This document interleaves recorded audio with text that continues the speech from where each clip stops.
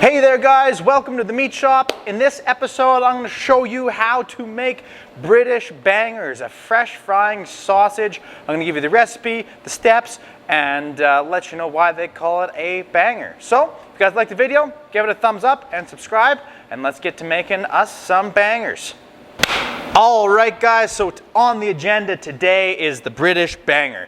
Like I mentioned in the introduction, it's a fresh sausage, so you don't need a smokehouse. You just need something to stuff sausage with, really, because you can get the butcher to grind you up some pork or beef and mix up the spices yourself and stuff it. But I got a grinder and a vertical sausage stuffer we'll be using here today, and I'm going to make mine out of all pork. I believe you can make bangers out of whatever you got around. The name banger was coined back in the World War I era, so 15 to 20 or something like that, because meat was scarce at that point in time in Britain, and so they were putting extra things into sausage like water, extra rusk or breadcrumbs or fat or whatever they could to get the volume. And then when you went to cook those sausages, the casings would burst because of all the extra stuff in there, and that bursting would be the bang. So that's how they got the name bangers. Today, mine is going to be an all-pork sausage. It's going to be, bangers are fresh sausage, so you can use a little extra fat, and traditionally they are a little fattier sausage. So I got some pork loin trimmings and some pork back fat. So I got, 2.2 kgs of lean meat, which is 4.8 pounds.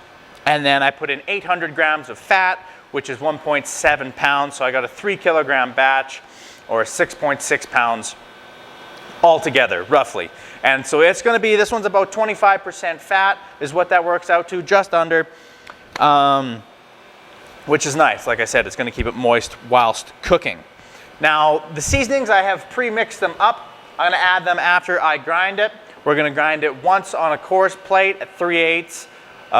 Coarse plate's going to be 3/8 or 8 to 10 millimeters just to run it through the first time. Then we're going to finish on a fine grind, which is 1/8 or 3/16, which is about 3 millimeters. So it's a fine ground sausage, not a lot of texture to a banger. Then we're going to season it up with the spices I have pre-mixed. Now, the seasonings that you typically see in a banger is salt, white pepper, mace, sage, and ginger is pretty common. That's and then of course a breadcrumb. I don't usually add breadcrumbs in my sausage. Is in the store, rarely, because people have gluten-free problems and stuff nowadays. But in a banger, there's typically breadcrumbs or rusk or something like that. It's kind of part of the texture of a banger.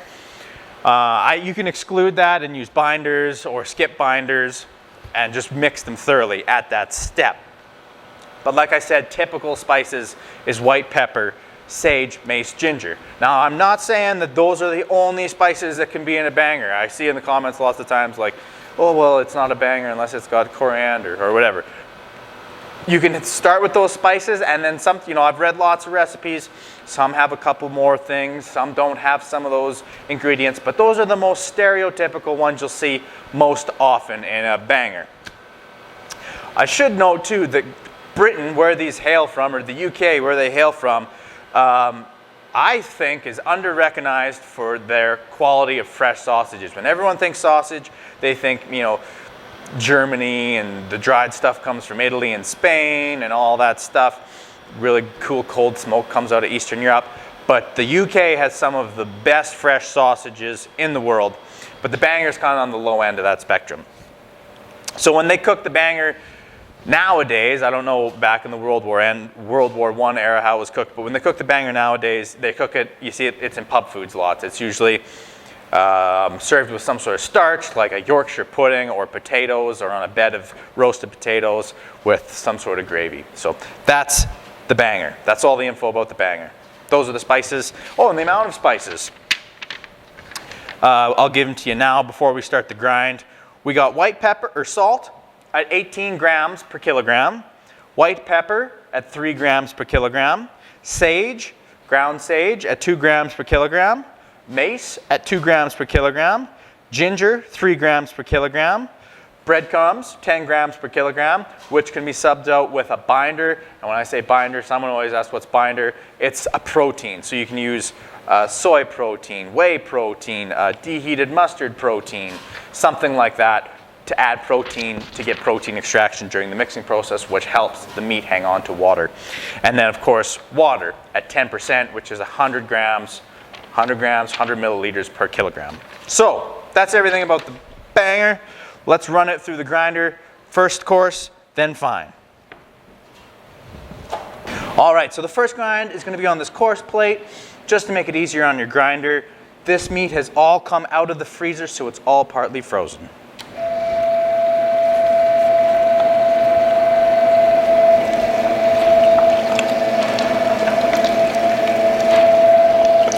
All right, there's the first grind through. I'm going to pop it back in the freezer for a little bit, let it frost up again, and run it through the fine grind.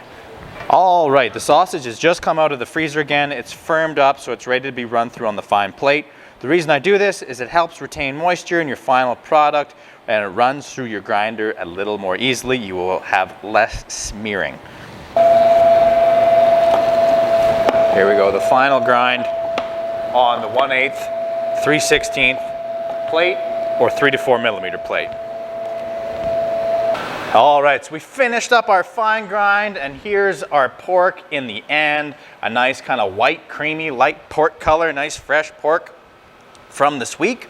I'm just going to measure out our water. So it's 10%, 100 milliliters or 100 grams per kilogram. I have 3 kilograms. So that means we're going to need 300 milliliters or 300 grams. All right, and of course that's really ice cold water.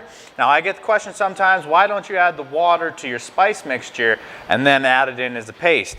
You can, it doesn't really matter. I usually just add it onto the meat block, because then all your spices are in here, and then you add the water and you don't lose any in the bowl.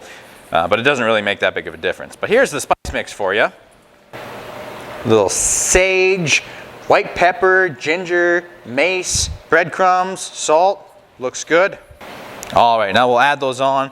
Optional step, some people wet the breadcrumbs ahead of time, but I don't think it really matters. We are going to, or they are going to absorb the water. So just lightly toss that around a bit before I add the water. All right, I got that a little bit distributed. Now I'm going to start adding our water. Maybe I'll add about 2/3, mix around till it absorbs, and then add the last third. Or you can add it all at once and make sure it all gets absorbed by thoroughly mixing. And that smells really good already. Oh yeah, that smells so good. Add the last little bit of water here. Make sure that gets all absorbed into the sausage. Now I guess today in this one I decided to use breadcrumbs since it's for the YouTube one, to make it a little more traditional, authentic. But like I said, for my store sausages, I don't use that. I use binders, or you can skip binders and breadcrumbs altogether and just do a really good job mixing up your sausage. Okay guys, I've been tossing this around for a couple minutes here, and it passes the stickiness test, sticks to the fingers real good.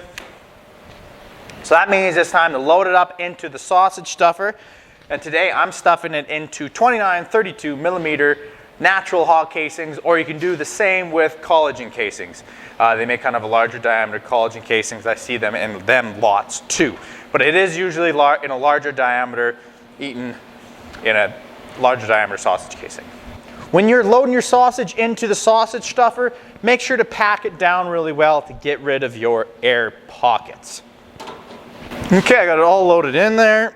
So I'll get my sausage stuffer where I want, and I C-clamp it to the edge of the table so it doesn't run around on me when I'm stuffing.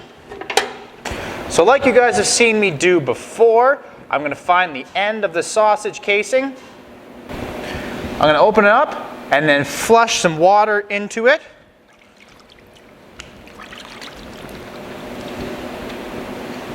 Like so. And then I'm going to slide it onto the horn.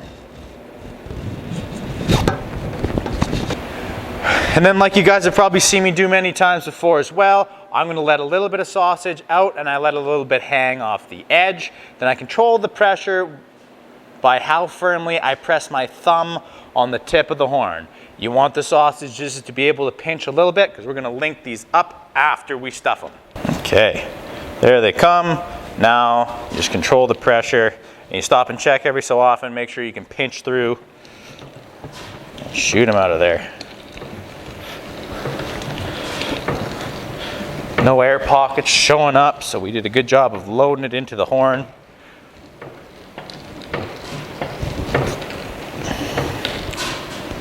Okay, first one round. Okay, knock the last little bit out here. There we go. Not too much left. All right. All right, so our final step is just to link these guys up. So all I do is, you know, a banger's usually a little bit shorter, so I link them kind of about 4 inches. Pinch, spin 3 times, go to the next one, pinch, spin 1, 2, 3 times. Pinch, skip this one, go to the next one, 4 inches, 1, 2, 3 times. So you're doing every other one towards yourself, 1, 2, 3 times. All right, guys, once you have them all linked into chunks like this, I just cut them in between the joints, obviously, and then pop them in a tray, like so. Pop them in the freezer, or whatever ones I don't plan to eat. I'll put them in the freezer to firm them up, and then vacuum package them. I'm gonna keep these 3 out fresh tonight because I'm gonna make bangers and mash. I'm gonna make that while I edit your video for you, actually. So this is the bangers. I hope you guys make them. I hope you get a chance to try them. Hope you make yourself some bangers and mash. They're really flavorful, really juicy, really good sausages right out of the UK. So if you liked the video, give it a thumbs up and subscribe for more sausage making tutorials like this. Thanks for watching, guys. Take care.